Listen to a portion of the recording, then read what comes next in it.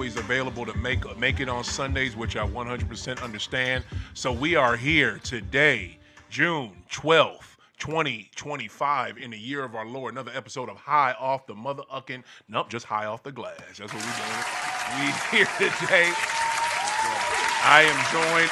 Rebel, you need to bring your ass because I paid up on this fucking bet. I swear to God, if you don't bring your ass here today without saying something, I'm going to cuss you the fuck out.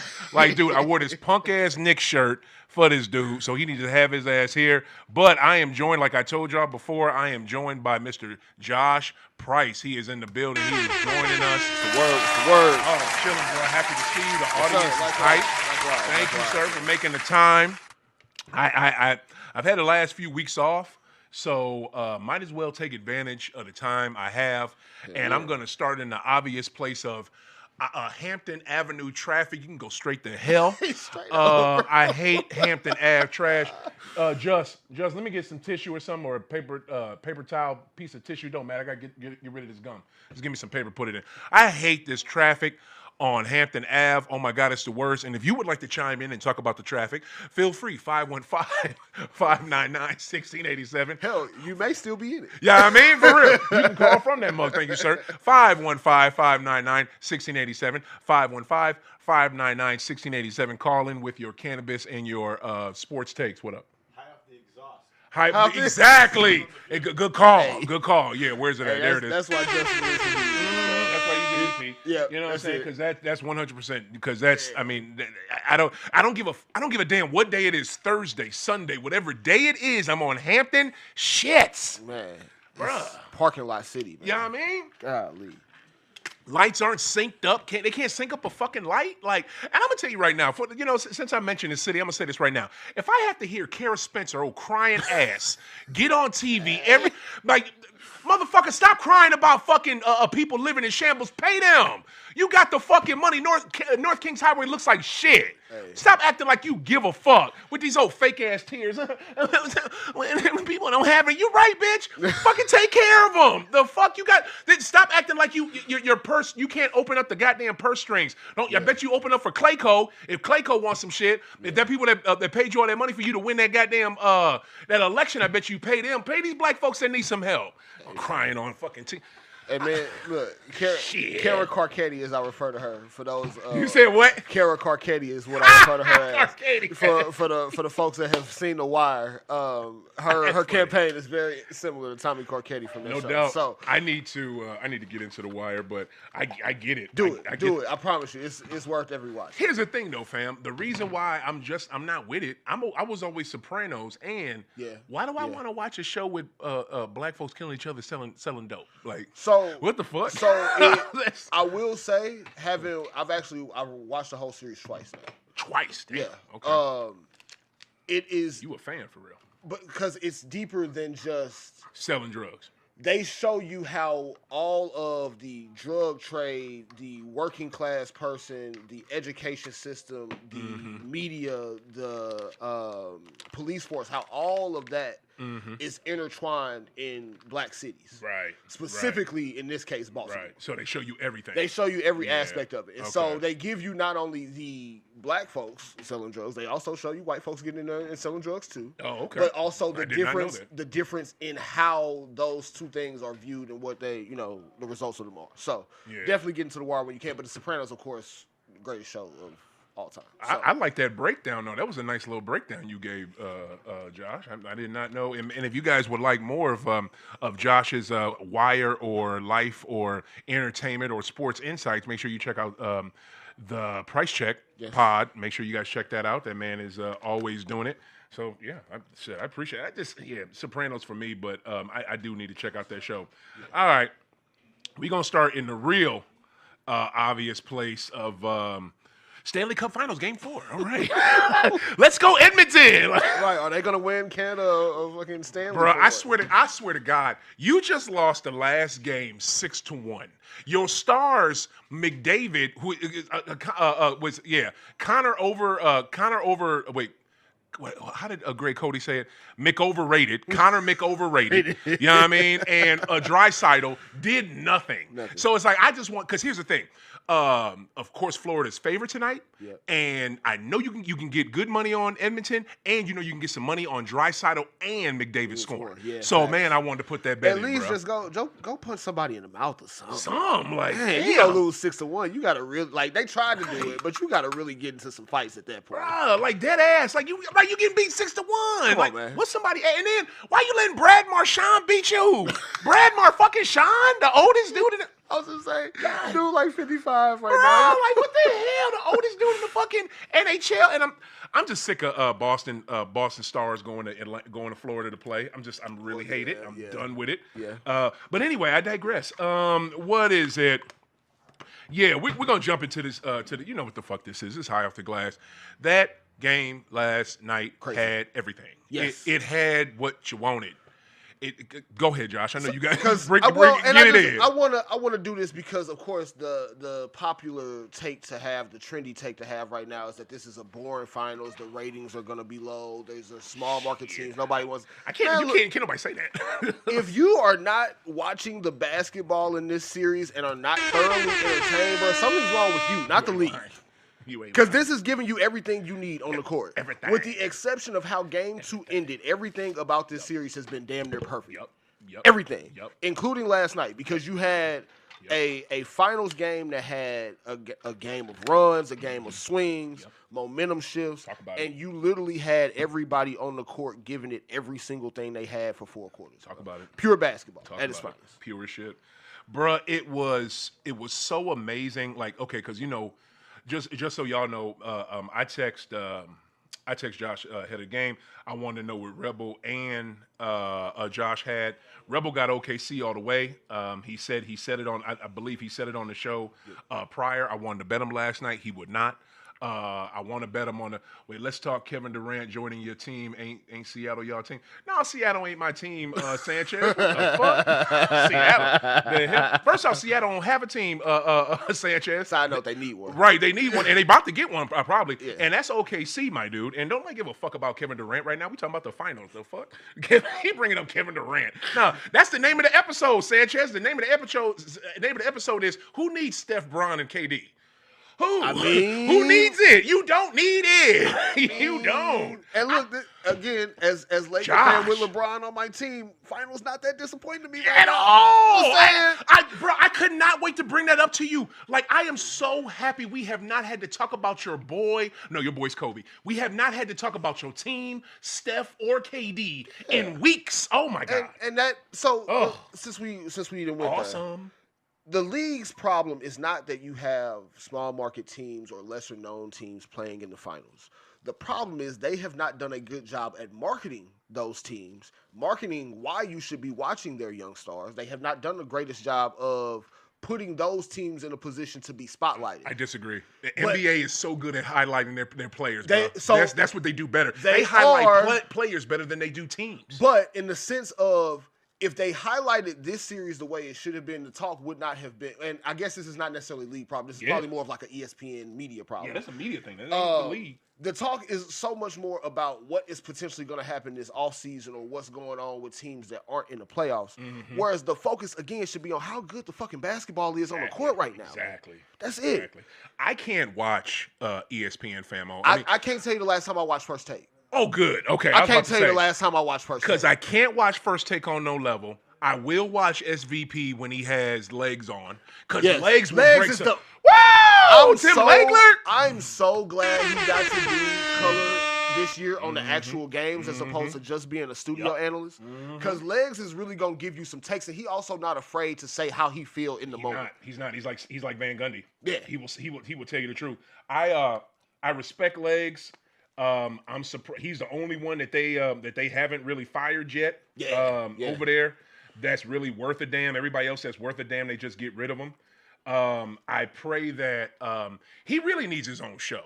I think if he had his own type of NBA show or basketball show, because I don't know about the Hoop Collective with those brothers talking, that's cool. I like to see it, but The I'm Hoop not- Collective is cool, I'm but not it's watching it. the thing that is the hook for the Hoop Collective is that all of those guys are insiders. So How are they insiders? So, like, you got, like, Windhorst, Tim McMahon. You got guys that are around teams, around players a Oh, lot. no. I'm sorry. I didn't mean that show. And you're Oh. right. I got the names confused because of the Rec TV, the guy had it wrong.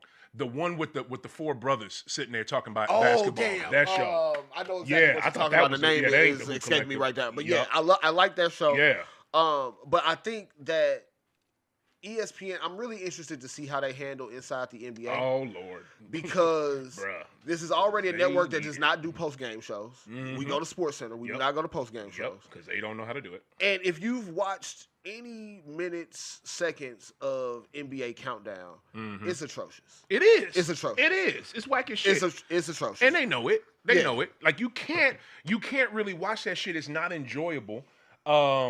And again, I don't look to ESPN to tell me. I don't look to ESPN. I don't look to shitty Mad Dog Russo to tell me what's good, because that motherfucker don't know shit about basketball. No. So I damn sure don't go to him. I use my own brain. But like, okay, this is what I was so impressed with that game last night. Number one, just watching it with my lady, had no idea. You watch it, I figured. I'm trying to do a live show over here, and you over here doing some fucking falling around. That was hilarious. Oh, goddamn, I wish I got that on video. That was the my shit. man hit the parkour spin. Right, yeah, I mean, he did a little spin with it. That was hilarious. Oh, I wish I would have seen that. Right on, Just. Yeah, we Boy, I appreciate tell you, you. man. See, I go back and forth, because I know I'm the host producer, but I don't know if I'm the producer or EP. That motherfucker, he EP'd his ass off just then. All right, so here's the deal. With that game last night, I knew Indy would win because you're not going to drop this game at home. You're going to, now granted, I feel like, and I think I got to look at my box score. I feel like OKC went to the line more than they did, but they were not going to lose that game. Yeah. And it did not matter that and the crazy part that pissed me off is that when you look at it, the way they came out in the second half, they came out with their hair on fire. Why the fuck weren't y'all like that in the first quarter? Yeah. OKC was like that. Yeah. But then in that second, OKC, they were everywhere. But then the whole momentum switch in the third, like they were swarming, like you couldn't do shit. And that dude, okay, y'all know who it is, who I'm about to say right now. And Josh, you know. Yeah. That motherfucking TJ McConnell. Hey, man. That dude, bruh, look, I already been a fan of his. I picked him last night in my parlay. Can I tell you I was 4 Miles Turner points away from 2 Gs? 4 Miles Turner points away from 2 Gs. Damn, I digress. I'm pissed off. Damn. I had Nembhard. I had what Nembhard did what he was supposed to do. Barely did it, but he got it. McConnell overdid it. Like that dude. Like it was so. Just watching them last night. Him going out there and no, Siakam, do not dribble that ball up. No, Tyler, do not dribble. Nembhard, I don't even want to see. Let TJ run that offense. Yeah. When TJ runs that offense, shit. Runs the offense, and what he was doing defensively, specifically in the fourth quarter, I think it was, they were down, I think, 95-91. Jalen Williams has a chance to put them up 6, turns it over. Yes. TJ lays it in, gets the steal immediately, lays it back in. Dude, so you go from having a chance to go up 2 possessions to now it's a tie game. Like, especially on the road, like those types of momentum swings, man. I gotta tip my cap. TJ McConnell, also Ben Mathurin, man. Both of them. To have those 2 bench performances when you absolutely need it, because it wasn't that OKC's guys didn't necessarily show up. It's just Indiana. You just saw they wanted it more, bro. Like, that's really what it came down to me. True, but also, too, if you look at bench production, game 2, game 3, they gave, what is it? I don't have the exact number, but what is it? OKC's bench had like 40-some points. You completely flipped that for game 3. Because game 3, Indiana's bench had all the damn points. There was nothing they could do. I'm just so impressed with the way they don't quit. Like they don't give up shit. And then you know somebody who scares me off that OKC bench? And this dude has been in the league, and when I say his name, you're gonna know exactly who I'm talking about. That damn Isaiah Joe. Hey man, that mother man, he like every time he shoots, it's like Siakam, it's gonna go the fuck in, and don't leave him open. Like every time he shot, I got scared. Like, bruh. Isaiah Joe is like that. You get moments like that sometimes from Aaron Wiggins. And then Lou Dort, for whatever reason, like the man can't miss a three at this point, it seemed like. I look up and every time the man with the dreads has the ball shooting, it's going in. Oh my God! and not to mention, he didn't have this last season. He didn't have this earlier this season. Like his jumper got better this season, but it wasn't like it. He hasn't missed. Like I think he missed. Did he miss a three? He might have missed one at the very end of the game. Very end of the game might have been it. There we go. He missed one fucking three. 1 3. He was 4 for 5. 4 of 8 from field goals. 12 points. I mean, for him to have that outstanding defense and be able to give you a shooting like that, and I don't understand this. Y'all can keep doing it because again, I picked Indy. Y'all keep wanting to start Carson Wallace or little ass. I get it. So I just don't understand it, bro. Like I know he's a spark plug. He can play bigger than his size.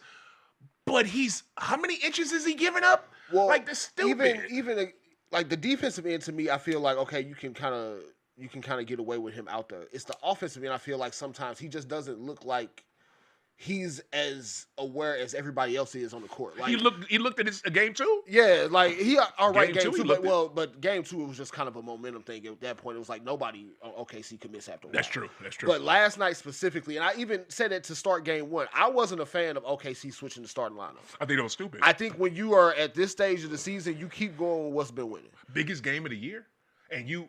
Yeah, I didn't agree with Casey Wallace starting. I actually think that he's more of a spark plug coming off the bench, staying in the role that he's been in all year, versus now having the pressure of as soon as the game starts, we live. Like we got to be into it. Right. 100%. I just I loved him being out there again. I don't know. Here's the thing, though, right? When you look at it, like why would you replace a guard with Hartenstein? But Hartenstein gets out there, he gives you boards and a little bit of defense, but he can't score worth a fuck. He finished with 4 points. Like his average in this series is probably like maybe 6. Now credit, you know what I mean? I credit some of that though, and I'm not saying it like Isaiah Hartenstein is a crazy scorer because he's not. But I do credit some of that to Miles Turner, Obi Toppin, and those guys playing defense 100%. because the thing for me for Indiana was, and I picked OKC last night thinking that, again, for a team like OKC in the position that they're in, if this is the level that they're supposed to be ascending to, last night really is a game that you kind of make a statement. Like, we're on the road, we don't care, we're coming in, we got a championship to win. And when it's tied 1-1, you got to take care of business yes, in them sir. spots. Yeah. Much credit, though, to Indiana because they went to a level defensively last night that they had not been at really, I mean, since a couple of early parts of that New York series. Yep. Miles 100%. Turner was everywhere. Obi Toppin was everywhere, playing like a madman. That's somebody that even like game 1, I was like, he looks like he's not supposed to be out there. Bro, but Obi. Oh my God, their role players were everywhere they needed to be last night. Credit to those guys. Credit to Rick Carlisle. Right. I said it before the series, say it again. Right. One of the most underrated coaches in the league for sure. Obi Toppin finishes with 8 points, 6 boards, and 1 assist. But and didn't make a 3, but it was 4 of 8 from the field, so he made half his shots. And it's like they're timely buckets. That one, here's the thing to me. The putback. That's it. Thank you. The putback. That putback in the fourth quarter, it was 4 minutes and in about maybe 10, 20 seconds left. With 4 minutes left in the game, that putback to me sealed it. Yeah. I didn't give a shit. And watching it live, like, at that point, I'm like, yeah, this is not the environment for no OKC comeback. And also, to me, OKC's not the team that is just like, okay, we're going to walk down the lead. OKC is the team where I'm going to take my 5-point lead to 15 because we can lock in defensively. I'm going to take this 10-point lead to 18 with a quick run. Right. They're not really the team that you could just have erase points because they're so deliberate. But at that point, I think they put them up like 8, maybe. At that point, with 4 minutes left, when he hit that, when he got that dunk, I feel like that put them up about 6. So like 6 to 8 range at that point, though. But just arena was rocking. Yeah. Like you weren't doing shit. No, because OKC really needed to be able to get that miss and take it back on the break. But I think they still scored though. They didn't quit. That's the one thing about OKC. They did not quit. Really, to also give OKC a little bit of credit. The other thing that did them in was not being able to get a flagrant call on that Neesmith foul towards the end on Caruso. I didn't think it was a flagrant, but I've also seen them call that I a flagrant. didn't think that was a flagrant. I at didn't all. think it was, but I went into them reviewing it, assuming that they were going to reverse it and call it a flagrant after review. Richard Jefferson to me was pissing me off when you keep talking about. You keep talking about wind up. Fuck a wind up, bruh.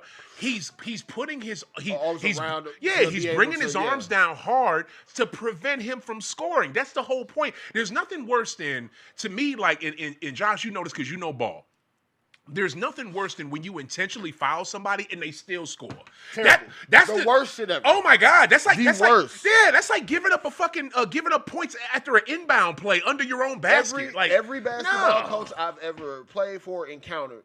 If you gonna foul, make it count. Right. If you're going to foul, do not let them get a shot off. Mm-hmm. So in that case, fully understand what Neesmith was doing. It never looked malicious. He wasn't going after his head. He wasn't trying to take his legs from under him. He was just trying to keep the man from scoring. Thank you. In the finals, we should be able to appreciate them type of fouls. Right. But we have now, because of replay, we've essentially pushed the hard foul out of basketball, which is crazy. Right. And another thing too, since and I brought up Richard, so I wanted to bring up Doris, but before I get to that, since you said fouls, this is the thing that was frustrating the shit to me with Nembhard and Neesmith before I want to say the fourth quarter, because it was like when the fourth quarter happened, I think they put Mathurin on him, and I think it was Mathurin. You can't play defense on SGA where you're. This is the finals, my dude. You're not going to flop your way to a call. You're not going to, because look, the refs, especially that one like bald white dude, I can't stand him. Every time, no matter who I'm going for, I could be going for Satan's team, and that dude will still give fouls to the other. I could be going for Jesus' team. Jesus could be out there hooping, and he will still give fouls to Satan's team. That dude, all he does is give fouls to the wrong team. That's all he does. Oh my God. I don't know if it's is the NBA going to kind of like I'm not going to front, like they helped y'all in 2010 and like they helped y'all against Portland in that 2000 2010 against who though? 2010 against us. In that second anything half helped us, it was Kendrick Perkins getting hurt. Well, that too. But okay, to put it like this. That Portland versus y'all series, and I think that was 2000 and 2001 when Portland was up in the fourth quarter, and then everything goes to shit, and then what is it? LA makes a comeback, and it was all off a call. I don't know if the NBA is trying to help out OKC, but low key it looks like, because please look up their free throw, because I don't have the whole team of free throw numbers, because that'll kill my argument. But it just seems like OKC is getting all the calls. But you can't, Neesmith, you can't play defense like that. Nembhard is trying to play defense like that. Nembhard, to me, number one, is too small to guard, dude. But they keep putting him on him because he claimed he can guard him because he's been playing him since they was kids up in Canada. I get it, but you can't get hit by him, fall back, and then look at the ref, expect to get a call. You don't get a call, then guess what? You too late to recover, and you can't. And he puts up an open shot. To go back to your free throw point, though, OKC did take 30 free throws. Indiana took 22. Now, Indiana made a higher percentage. They made 86% of theirs, whereas OKC only made 76. So, foul discrepancy still, but OKC couldn't knock them down enough to make it count. Right. So it's just like all the calls seem to be going towards them. I just can't. I can't go for you just playing just sloppy, floppy defense. You're not gonna. The man is the MVP of the effing league. Yeah. He deserves that call. Yeah. You know what I'm saying? He deserves that call. JT deserves the calls he gets and more because he don't get enough. Like players in this league, no, Joker gets all the fucking calls.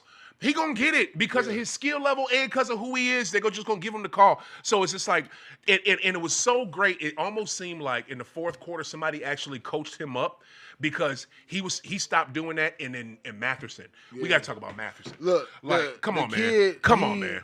I knew he was Benedict Mathurin. I knew he was better than what he was displaying earlier in the series, but he's also a young player. You're gonna have guys like that have ups and downs throughout the playoffs. Last night though, he looked like he had hit a level where he knew that there was only really one dude on their team that could guard him, and that was Lou Dort. Right. And even then, Lou Dort was still giving up some tough buckets. Oh my God.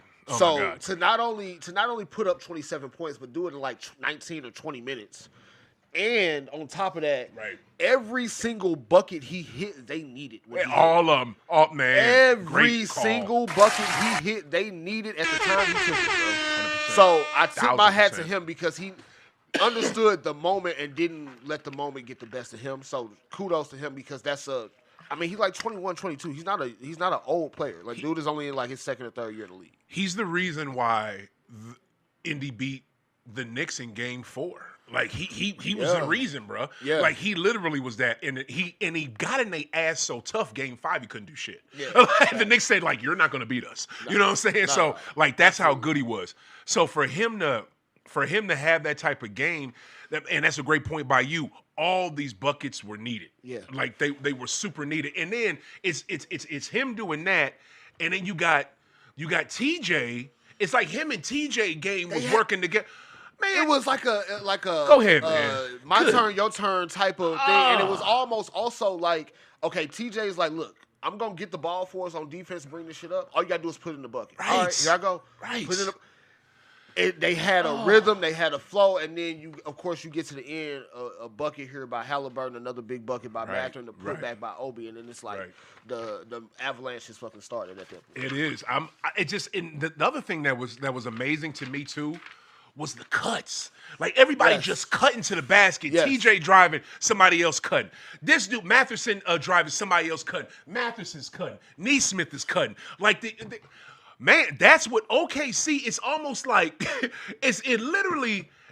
when it was that tit for tat ball. Yeah. Like it looked like it looked like a really like a championship AAU game. Yeah. Man, it was just like back and forth. I don't think there was any plays drawn up, and that's the thing that I love about Rick Carlisle. Rick Carlisle won as a coach with the Mavericks in 2011. Yeah. Rick Carlisle won as a player in 1986 with arguably one of the greatest teams. No, not arguably.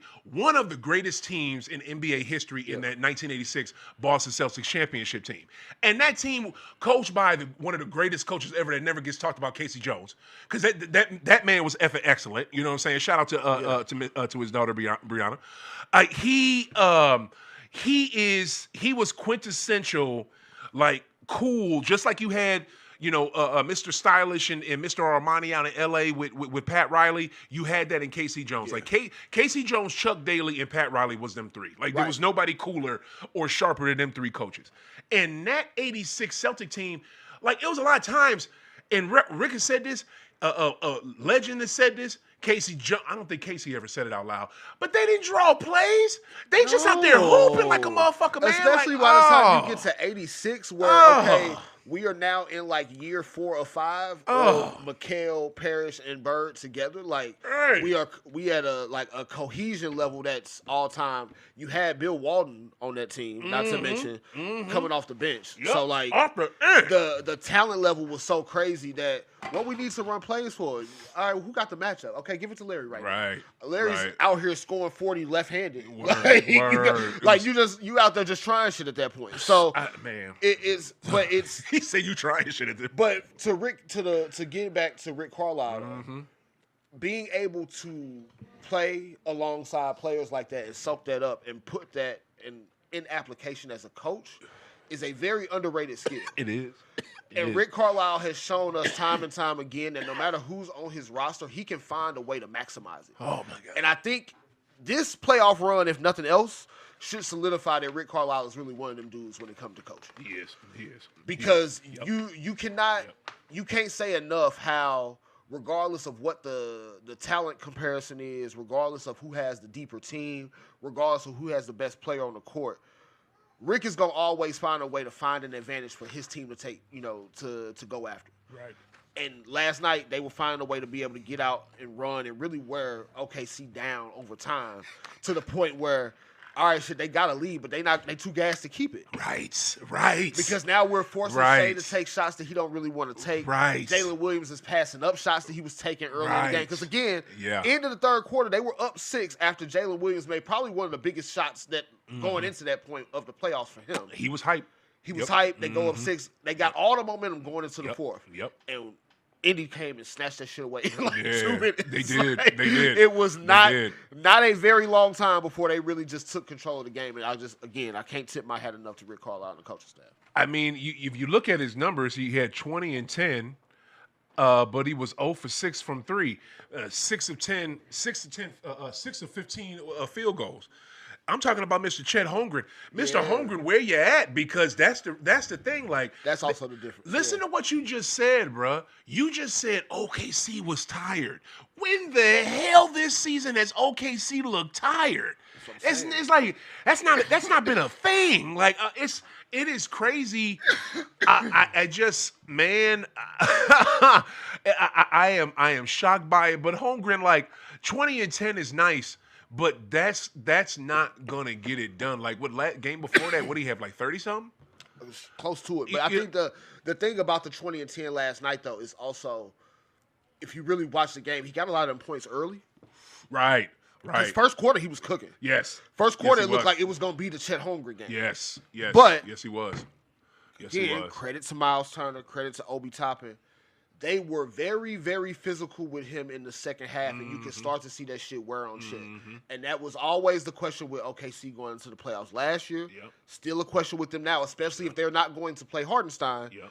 Is Chet going to be able to hold up when, all right, I got big-ass Miles Turner banging against me in the post. Right. I got Obi Toppin, who's not the same height as me, but is willing to get in my chest. Are you going to be strong enough? Yeah, I'm willing to see me get in my chest every time I come down the court. So can Chet hold up against that? Because if he can't, they're not winning the series. I think he can because, well, no, be honest with you, I'm not sure. I want to believe it. I didn't think that Chet was going to have, because if you looked at his body type at Gonzaga, and then you looked at it, his first year in the league, the man got hurt before. He got hurt in the charity game with Bron. Yeah, he didn't. You know what I'm saying? Didn't even play an NBA minute. Right, but the thing about it, he's bulked up. Yeah. He's bulked up. He's seriously bulked up. For sure. And the crazy part is, excuse me, he's bulked up, but he's still mad skinny. He's still mad skinny. Yeah. You know what I'm saying? So I just think if Chet, this is the thing that I was shocked about, right? Like you said, and I think he's done this in almost every game.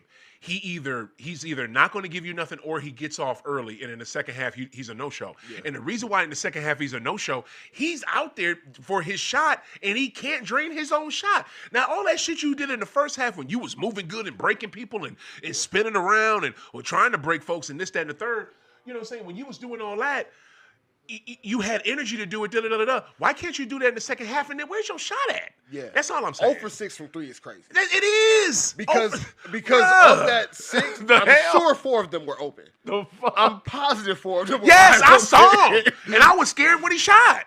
Like, bruh.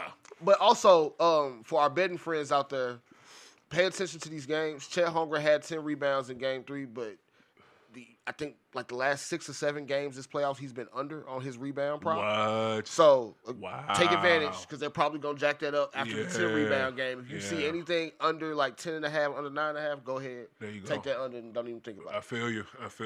This is what I'm going to do, right? And ever since I've done it, I think I've only, how many times have I did it last night with SGA.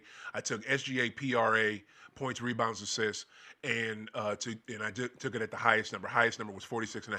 Yeah. I did the under. Yeah. So did I ever do that before? No. So I think this is what I'm just gonna start doing, and no bullshit. I'm just gonna take whatever your PRA is or whatever the highest number they give me for points. I'm getting that, and I'm getting under that motherfucker. Yeah. In a game where I expect you to lose. Yeah. Because you're not gonna be able to win. And I'll be able to hit. The team's not going to win if you can't get. You know what I'm saying? And shit. To your point, going in predicting that Indy was going to win. If you think Indy's going to win, there's only but so many ways that they're going to win a game in terms of how that's going to look. Right. So, good chance if Indy wins. Probably wasn't a good Shea game, or at the very least between Shea, Jalen Williams, and Chet Holmgren. Yep. You probably only had one of them going off as opposed to 2 or 3. Yep. So you start to play them odds in your head, like, okay, let me go ahead and parlay some of this together. Yep. Go ahead and take advantage. Now, and you can hold down Chet and Jay. I don't know about SGA, but you can hold down them two. Oh, yeah. For real. Because, also, as we talking about guys that are hitting props and not hitting them, Jalen Williams' first time hitting his over on his points prop was Game 3. He just did that in Game 3. Yeah, Game 3, he had 25 last night. His line is usually 20.5, 21.5. He's been under the first 2 games. Barely under. I think like Game 2 he had 19, but the under is under regardless. So yeah, no doubt. it's just little things like that you got to pay attention to. No doubt. Especially the way these series swing. There's certain props you can bank on, whether it's overs or unders, that gonna come through every night. Right. I 100% believe that. I sure wanted to play that damn Stanley Cup game, that NHL tonight, boy, because I really think Edmonton could take that. But yeah, I'm definitely going. That's how I'm going to hit it in game 5. I want to give props to Doris Burke though, because here's the thing, right? Doris takes a lot of shit. She takes a lot of shit. Yeah. And we know it's misogynistic, sexist bullshit. Like, that's what it is. It's 80. You can't watch that shit and tell me Doris don't know hoops. Right. Like, come on, man. Come on. Now, you can't tell me that at all. I think 80% of the hate she gets is that. But sometimes she do say some goofy ass shit. And I'm really sick of, like, Doris, you don't have to tell me how old Bron is. We know. Yeah. You know what I'm saying? So, but that's also Doris being older white woman in a predominantly black environment. Like, she kind of got to find her way somehow. Like, I get it a little bit. Your way somehow is not to reiterate the same point and be redundant. You know what I'm saying? Hey, that's not your niche. You know what I mean? That's not your niche. But the shit that I see them hating on with her on Twitter and shit, it's just like it don't be like real shit. It just be bullshit. Yeah, you know what I'm saying? I think, but we in an era right now where we got 2 types of NBA fans. You got NBA diehards like us who are we flicking through League Pass night to night. We trying to see what the hottest game is. We want to see everybody hoop, right? Word. But then you got the casual or even less than casual that everything they know about the NBA is what's on social media. Yeah. And even some of the shit they looking at on social media ain't even real shit. You know what I'm saying? Like rumors and shit like that. So you got those 2 sets of fans, and the conversations between them are always like contentious. It's never a agreeable topic. There's never anything like, okay, I feel like Bron is the second greatest player of all time. Well, yeah, I do think he's the second greatest behind Mike, but you should hear this case for this person. Right. It's never any positive debate. It's always either you don't know basketball or like you're a hater. Like there's no in between. It's never that. It's never that. This is why I want to give her props though. So what is it? Last night. They did I saw 2 shots of Caitlin Clark. One in the second half, she had two white, I think two teammates that were next to her. They looked like her teammates. And then in the first half, Aaliyah Boston was sitting next to her. Yeah. But the camera kind of was just, focusing on, and Doris pointed it out like, hey, and Aaliyah Boston is sitting over there because Mike Breen, was not going to mention her. He was just going to mention Clark because that's what he was told to do. Right. I appreciate and love her for doing that. You know what I'm saying? I think this woman, number one, like you said earlier, she knows hoops. Number 2, she knows a women's ball. Yeah. Number 3, she's a good commentator. Like I said, sometimes she says some goofy shit, but she's a good commentator. Yeah. I just want to say, ease off the lady because I think she's pretty good. And you can also tell Doris be out there without an agenda, right? Like she's not out there on I'm trying to prove who I am to be like the star of the show. Like she's just trying to give you what she sees in the best way that she can communicate it, bro. So always shout out to Doris Burke. Every time I hear her on the broadcast, man, I always appreciative. So no doubt, always good talk. I got to say this because I got this stat from Lebertar's show today. I ain't going to front. Indy has only led in this series, bro. And this is crazy. Indy has only led in this series for 11% of the finals. It's a total of 20 minutes.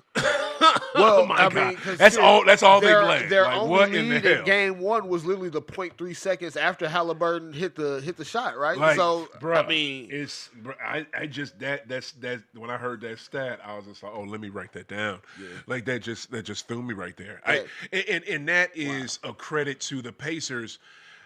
They just and your point earlier was a good one, and I wanted to, and I'm glad you said it. I'm gonna bring it back up now. You said they're not a team that can, come back from the come back from being behind, they have to have a lead and extend it.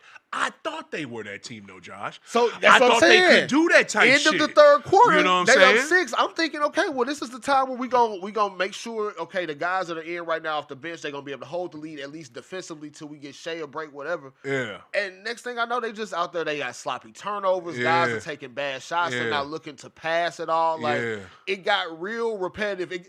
To me, it almost is like they went into the fourth quarter with the mindset of like a regular season game. Right. They forgot it was the finals after the third. Right. And I think they have a tendency because of, again, going through night-to-night regular season. You can get away with this. Right. Especially with the amount of talent that they have. You can have some fourth quarters where you can ease up off the gas and that 6-point lead might go down to like 2, but you still put a game off. It ain't no sweat. Right. Or if it's a loss, it's like, okay, we lost that, but we know we really can hold our own in these situations. Right. Can't afford to do that in the finals. Right. Especially not against an Indiana team that has shown us, no matter who the opponent is, all right, we down 20. We can bring that lead back down We to don't 10 give real a quick. shit. Like, we are not scared. We not going to go away. Man. Like, and so I think if you're OKC, you got to be real careful going into game 4 because this can be a 3-1 deficit. Like, It's gonna get out. It could get out of hand real quick. And real quick. I just see, yes, sir. If they end the game the way they did in game 3, you mess around, let Indy go up 3-1. You might go back to OKC, win one, but you got to go back and deal with that in game 6 with your life on the line, bruh. Essentially, like, bruh. I don't know, man. Bruh. I don't know. And and of course I didn't get a chance to do it here, but going into the finals, my prediction was winning the series. Okay, would you have them in? I had them in 5. I thought they were gonna be able to. I thought they were gonna be able to come in and really lock some shit up. And before, damn, man, you have no. Why do y'all have no respect for Indy? Why do y'all have no respect for them? No, Jesus. It's I'm not sorry, about Lord. it's not a lack of respect for Indy. I was giving more respect apparently than I should have to OKC. Yeah, but that's all it was. It was never a doubt of Indiana being able to. 5 games is no respect for Indy, fam. Stop it, Josh. But hold on. Stop it, bro. 5. But you can have close games and still lose in 5. It's still the NBA Finals. We've had teams lose in 5 where the games weren't blowouts. Yeah. Just saying. You can't say that coming into the series you didn't necessarily think OKC was the more talented team. You can respect Indiana for being able to play above their talent level, which they've shown they can do. Right. But coming into it, my thought was if OKC is the team that they've appeared to be the regular season and playoffs thus far, this is a series that they should be able to win in 5 games. They were not able to do that. I think they can still win the series, but if they lose game 4, they're done. I'm gonna tell you like this. If Indy does? No, if OKC loses game 4, they're done. Oh, okay. If Indy loses game 4, are they done? No, because there's a world where they can still go into OKC. That's the thing, right?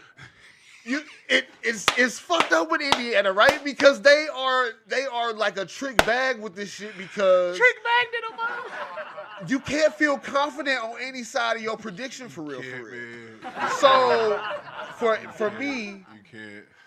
There is a much easier path for Indy to lose game 4 and still win the series than it is for OKC to come back 3-1, even having game 5 and 7 at the crib. Wait, say that again. You said it's a... To me, I would think it's easier for Indy to lose game 4, 2-2 after 4, and still win the series, regardless of how many games you got to do it in. Then I believe OKC can come back from 3-1, even having game 5 and 7 at home. 1,000%. This is you make. I bet you all these points you're making now. I bet you wish you knew this before the final started. Now, thankfully, I did not bet any money on anything. I actually did. The only thing that I bet on the series, games 1 and 2 were unders. My under parlay for game 2 hit. My game 1 parlay did not. It was terrible. Yeah. But game 2 parlay hit. But so I didn't pick a betting winner at all before the series. I didn't do any of that. So thankfully I didn't have any money on OKC to win in 5 because that would have went up in flames yesterday. It's funny, yeah. I picked up some bets. This dude I bet with at work, he just lost the Knicks Indy series to me, so he wanted to bet back. So and he waited till he threw it at me this morning after Indy had won. Oh, he took OKC after? Yes, Oh. down 2-1. And here's the thing. I respect that he even gave it to me because check it.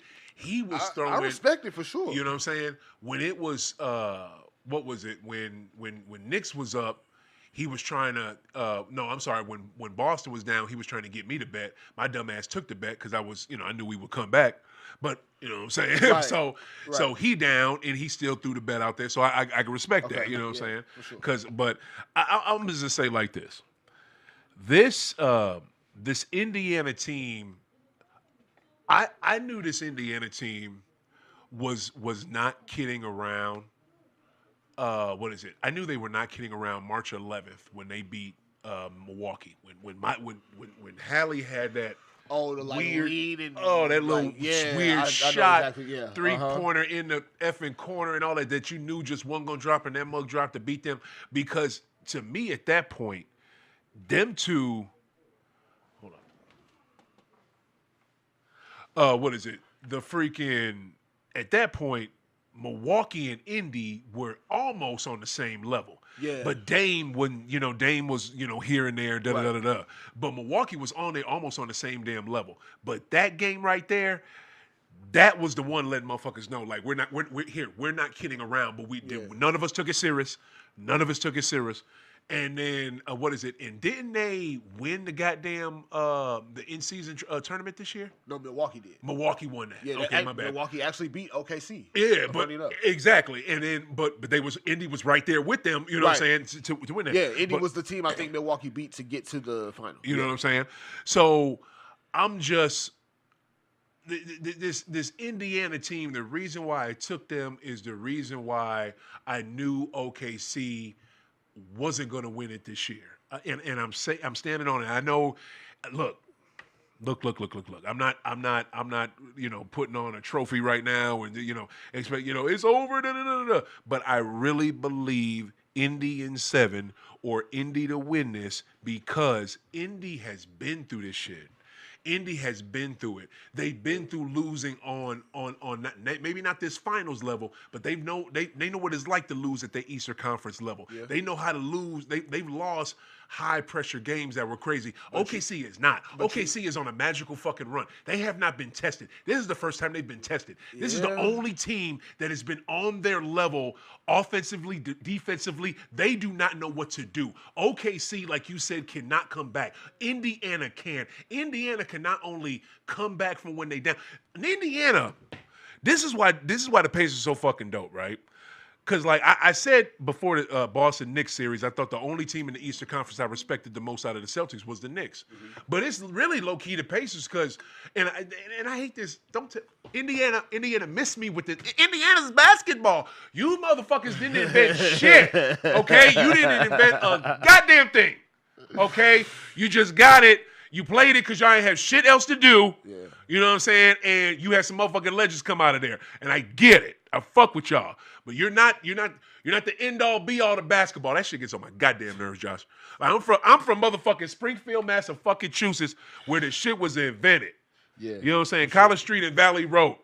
Like, that's my fucking hood. So, man, you missed me with that Indiana invented basketball. So anyway, going back, this Pacer team, they can come back from being down. They can get leads on you, and they don't. And the thing, it is my point. They lull you to sleep, bro. Yes. Like, they lull teams to sleep. Like, okay, we got this. We ain't got to do nothing with it. And they say, well, why are we down 3 and it's only a minute left? What the fuck? What had happened? Like, that's what Indy does. Like, that's why they're so good. That's why I truly believe they're going to win this chip. Well, and I think we also got to admit this might be the first series that OKC then went into this playoffs where you can see that there might be a little bit of a disadvantage at the head coach. Oh, clearly. Because, definitely. Credit to y'all. Y'all won 68 games in the regular season, but Mark Dagno, y'all out here in the finals, y'all switching up lineups and rotations. Y'all don't know who to play. Y'all don't know who to run offenses through. You're getting cued at the wrong time, man. Motherfucker. You're getting cute at the wrong time, and you got a coach in Rick Carlisle that has not only been to the finals now with multiple teams, he's gone to Eastern Conference Finals with multiple teams in the East. He's seen so many different attacks, offensively, attacks defensively. He's seen it all at this point. There's nothing that he's not confident that he can overcome.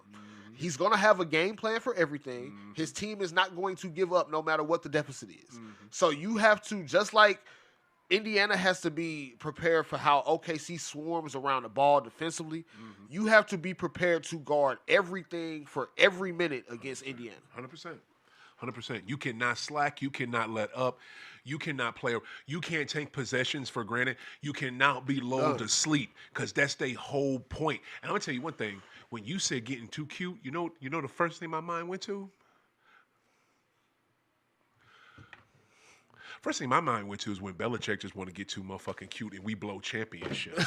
And I mean literal championships. Literal championships against the motherfucking Eagles who were quarterback by this motherfucker named Nick Foles. His name was, we lost to a motherfucker named Nick. Foles is the goddamn Patriots in the middle of fucking Ghost Prime. Fuck!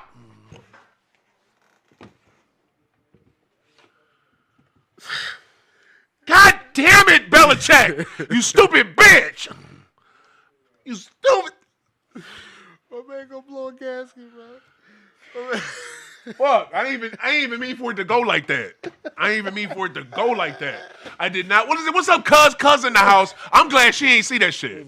I'm glad she ain't see that shit. Hey, my man. Bruh, like, for a second. He just, no, but look, come check it, bro. Check it. You just said get cute and he in the NBA Finals. Dagnall is doing that. Yeah. He's getting cute in the NBA Finals. Yeah. I've seen Belichick, supposedly the greatest coach ever in NFL, get cute in the motherfucking Super Bowl. It was the Super Bowl against the Eagles. The quarterbacks, they were... Nick Foles.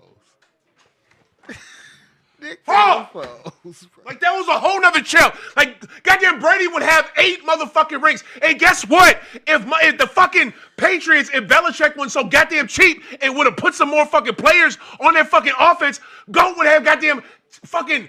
How many rings he got? He got 8? He got 7? He would have fucking over 10, man. It's goddamn Tom motherfucking Brady.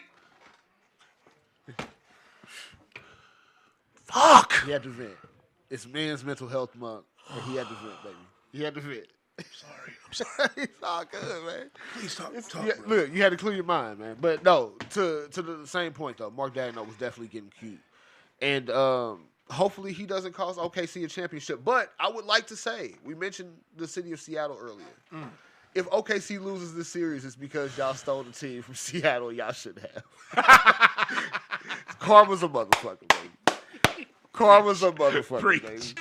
Preach. Here we go. Oh, yeah. Like, ooh, somebody should do this meme and like Celie and shit from Color Purple.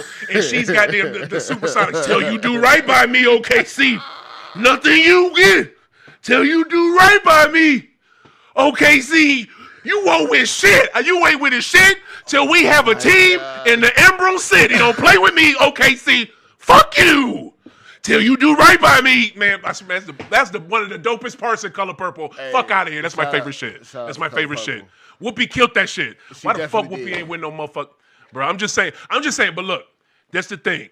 Like, don't get cute. But the thing is, you going against Rick Carlisle. Rick Carlisle is slick, and like you said, he's levels above. That's why I was so shocked by game 2. I expected them to win, but not you whooped their ass. Like, it was a blowout. But that threw me off. That's also one of those, we already got the game we needed. I feel you. Game 1. We stole one on the road. Now we can kind of play around and kind of see what things we can tinker with, that type of thing. That's one of them vet coaches. We gon' see how the outcome go, but we not messed up if we lose, which they clearly weren't. They won game 3. I feel you. I did not mean to do that. I had a marijuana minute, locked and cocked and loaded, ready to go. Like, God bless it. I did not. I got to get out of here because It be like this sometimes. It do though, famo. It do. My like cousin is in the house. She about to do her show. Where's she at? She back there chilling. Cuz. I know. Cuz. What's the name of her show? What's the name of your show? Come here. Cuz, tell me, come here. Bring your pretty ass in there.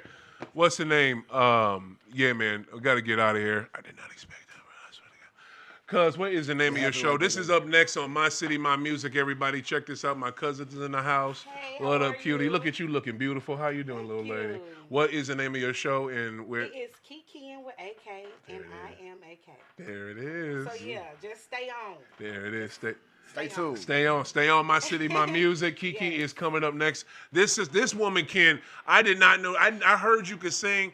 You know what I'm saying? Because this is family, right? This is my cousin. I heard you could sing, but I heard you sing. That one, man. That was dope. Thank you. That was dope. We got to get up out of here. Yeah. Yo, Josh, tell the people where they can find you at. Hey, Price Check Pod, man, on all socials, man. We've been a little hiatus. We getting some things prepared for a little bit of a different rollout coming the fall. So still gonna be sports, but we gonna add some culture stuff to it, man. We gonna make it real fun. So stay tuned, stay with us, man. I love y'all. Keep smoking, keep hooping. We out. Deuces. Indy about to win this.